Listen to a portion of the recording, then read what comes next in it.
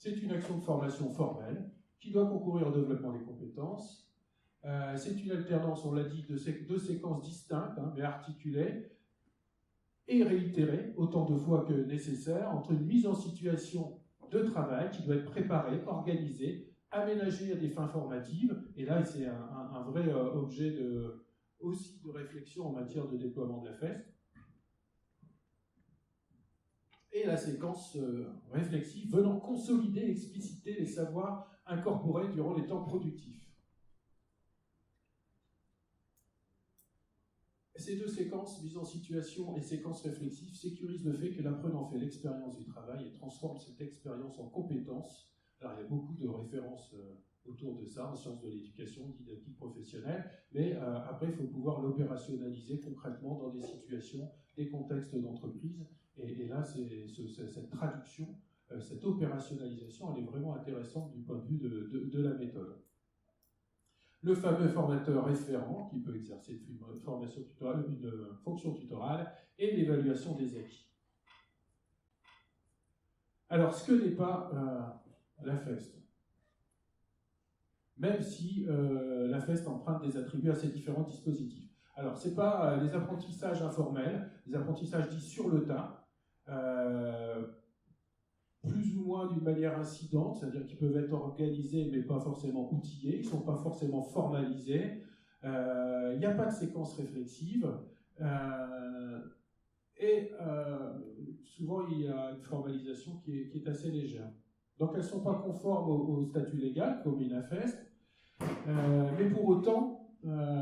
ces apprentissages ont une efficacité, existent dans l'entreprise, et donc s'appuyer sur l'existence de ces apprentissages sur le tas ou informels, c'est une manière aussi d'engager l'entreprise sur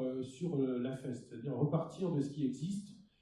parce que dans ce qui existe, il y a des choses qui fonctionnent, même si elles peuvent, par les apports de la FEST, s'optimiser, s'outiller, se formaliser et devenir aussi finançable si la transformation se réussit. C'est pas de la formation interne qui mobilise pas forcément les situations de travail comme matériau pédagogique. C'est pas du simple tutorat. Alors simple tutorat, là encore, dans le tutorat, il y a dans les pratiques d'entreprise une grande variété et de grands niveaux différents de variabilité, de qualité entre guillemets, d'efficacité. Donc quand on parle de tutorat, c'est difficile de généraliser, mais en règle générale, le tutorat ne comprend pas nécessairement de phase réflexive, ou alors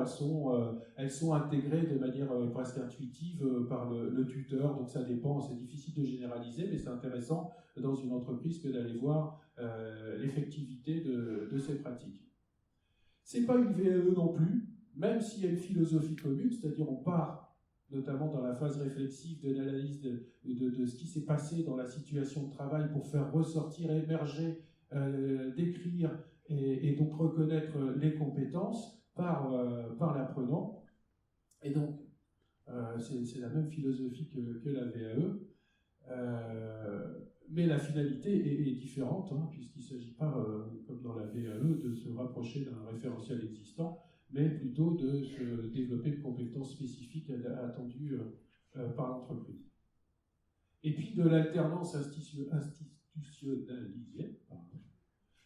contrat pro, apprentissage, là aussi il y a des différences, notamment en tout cas il y a un intérêt à confronter les apports de la FEST à ce qui se passe effectivement dans les contrats d'apprentissage ou les contrats pro. Là encore, il y a une variété de pratiques, on ne peut pas schématiser, mais